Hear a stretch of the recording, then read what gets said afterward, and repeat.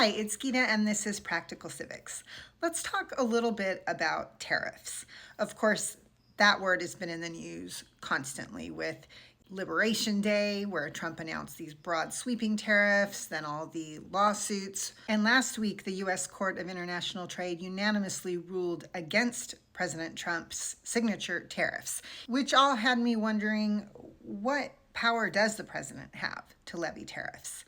Article 1, Section 8 of the U.S. Constitution specifically gives the right to levy tariffs to the Congress. But it turns out Congress has delegated some of this authority to the president through a couple of different statutes. Trade Act of 1974, Congress specifically granted the president, through the U.S. Trade Representative, the authority to investigate and take action, including imposing tariffs, against foreign countries that engage in unfair trade practices that burden or restrict U.S. commerce. Using this power requires an investigation by the U.S. Trade Representative, which can be self-initiated or it can be initiated by petition. This is the statute that President Trump has been using against China to address intellectual property theft and other unfair trade practices. That same Trade Act allows the president to impose temporary tariffs to address balance of payments deficits or other fundamental international payment problems.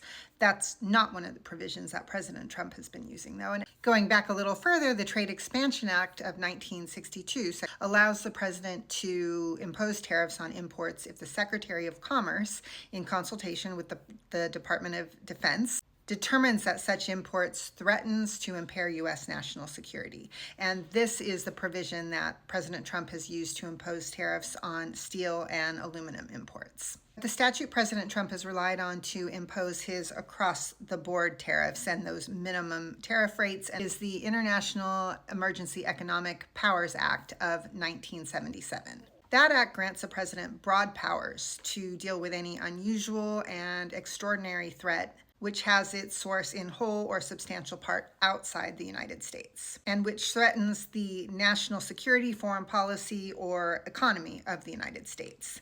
And it's the tariffs imposed underneath this particular statute that have just been blocked by the courts, deciding that tariffs imposed under this act need to be limited in scope and duration and tied to a specific foreign-sourced emergency. In the case of Canada and Mexico, President Trump has tried to argue is fentanyl coming across the border. It seems like the courts have appropriately blocked those tariffs for now, but it does seem likely that the lower court ruling that blocked those tariffs probably will hold up on appeal to the Supreme Court.